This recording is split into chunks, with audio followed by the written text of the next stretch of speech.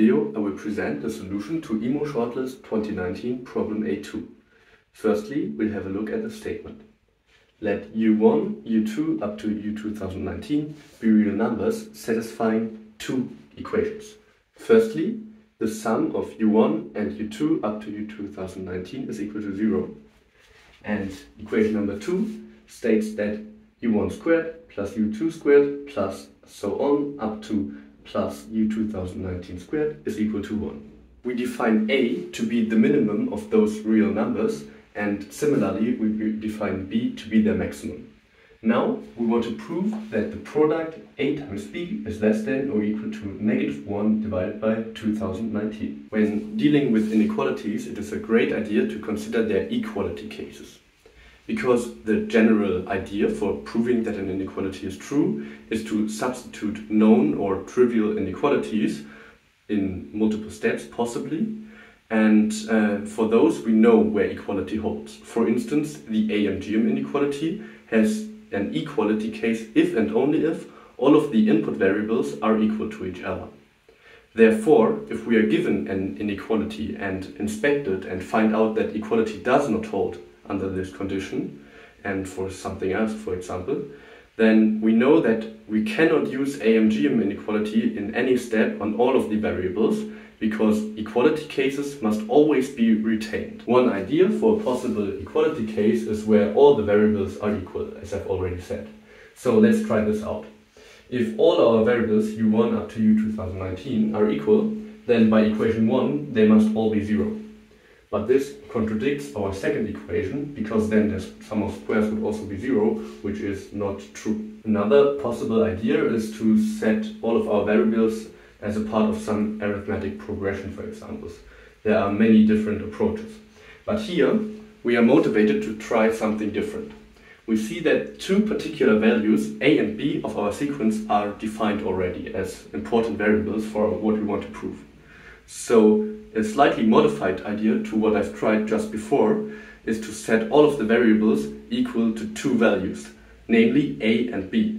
So let's see what happens if we set all of the variables U1 up to UK equal to A, and the variables UK plus 1 up to 2019 to B. I have not specified how many variables are going to be equal to A. Maybe we'll see what a nice choice for K is later. So now we want to evaluate AB in hopes that it is going to be equal to -1 divided by 2019, at least for some suitable choice of K. So let's plug in what we have into equation 1. This tells us that A times K, this is the sum of U1 plus all the way up to UK, plus B times 2019 minus K is equal to 0. Equation 2 tells us that A squared, which is the value of U1 squared up to UK squared, times K again, plus B squared times 2019 minus K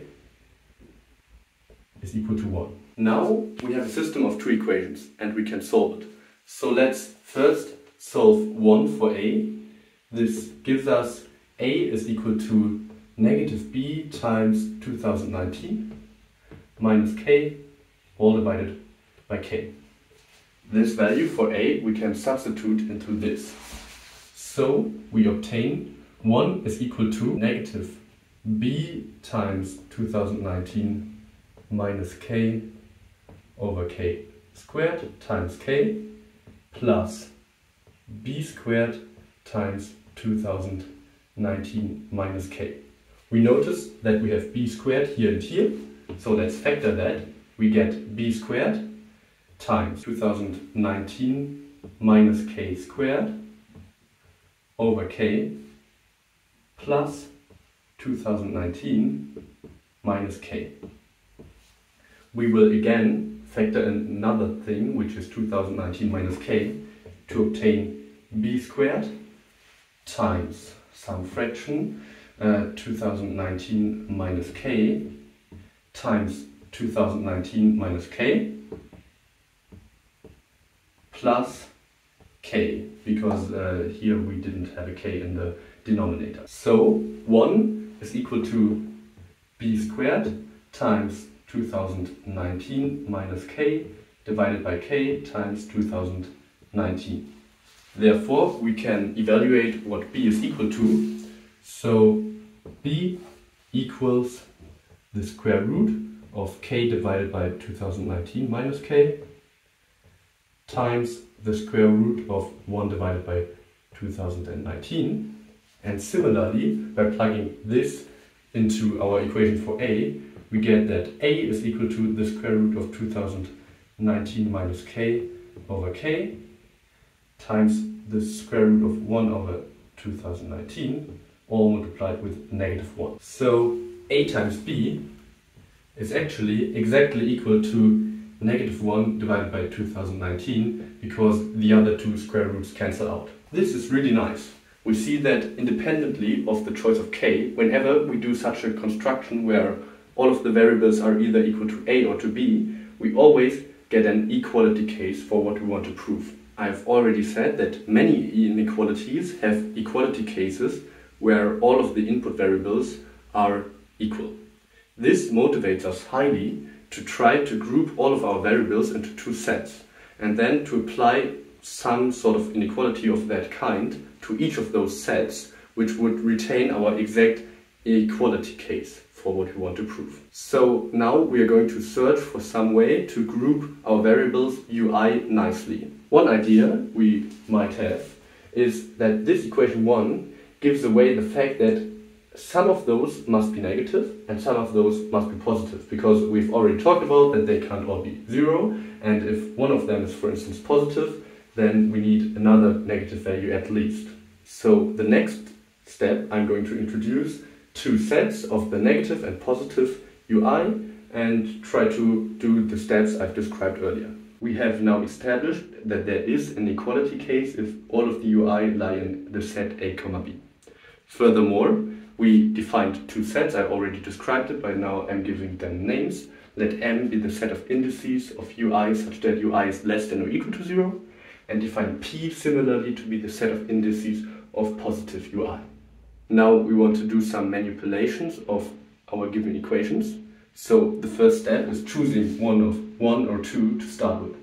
And I think that 2 looks more promising because there lies pretty much information in this equation about the size of the magnitudes of the ui, whereas this just tells us that they are distributed below and above 0. And we want to know about the magnitude because we want to show that the magnitude of AB is larger than or equal to 1 divided by 2019. So we start off with writing down equation 2, which tells us that 1 is equal to u1 squared plus u2 squared plus so on up to plus u to the 1019 squared. Now we want to use our sets that we have introduced. So we rewrite this as the sum of I and m. So firstly we sum all of the squares of the negative ui plus the sum of I and p ui squared. And this works because we can confirm that m and p is actually a partition of the set of all of the indices between 1 and 2019. Now we note that besides from equation 1 and 2, no information about the structure about the ui is really given to us. Therefore, there's no reason to apply any particular inequality. So nothing motivates us to use something like AMG inequality. But what is given about the structure possibly is that we know their minimum and maximum. Therefore, the idea comes to mind to use the most crude estimate for those sums. In particular, we might just say, well, I'm going to consider this, for example, the square of some positive ui squared, is always less than or equal to ui times b, because b is larger than ui and this is a positive value. And similarly, the square of a negative or non-positive ui is less than or equal to ui times a, because a is even less than ui, but ui is negative. So we can immediately say that all of this is less than or equal to the sum of I and m of ui times a plus the sum of I and p of ui times b. Firstly, we factor out a and b out of each sum, which is really nice. So all of this can be rewritten as a times I and m ui plus b times I and p ui. The next step that we are going to do can be motivated by two ideas. Firstly, we know that the sum of the ui is equal to 0. Therefore, this sum and that sum have sum 0. So we can represent the sum of I and m of ui as the negative of that sum. And there's another reason for why switching these two sums around might be really nice. Because we know that we want to end up with a term of the sort of a times b. And all of these terms are somehow related with a, as we've seen in this step. But if we switch this around, then we might be able to do something similar, where we have the new sum of the negative ui, where I lies in p, and can do some estimation regarding b, and then we would have something of the sort a times b if all of the directions line up, and the same thing for this side. So let's just do exactly that. All of this is equal to negative a times the sum of I and p of ui minus b times the sum of I and m ui. And we see that if we look at the details, this idea turns out to actually work. Because negative a is a positive real number. Therefore, we can use the fact that all of these ui in this inner sum are less than or equal to b. So we can write that negative a times this sum, because negative a is positive again, all of this is less than or equal to the sum of I and p of b. We can do similar stuff for the second sum, because negative b is a negative real number. And we know that each of those ui is greater than or equal to a. Therefore, this sign of inequality is correct if we write negative b times the sum of I and m of a. Of course, all of this is just equal to negative a times b times the magnitude of m plus the magnitude of p, which equals negative 2019 a times b. And since all of that is greater than or equal to 1, we can write a times b is less than or equal, because we are dividing by negative 2019, then 1 divided by 2019 times negative 1. And therefore we are done. If you found the previous solution too long, here is another one.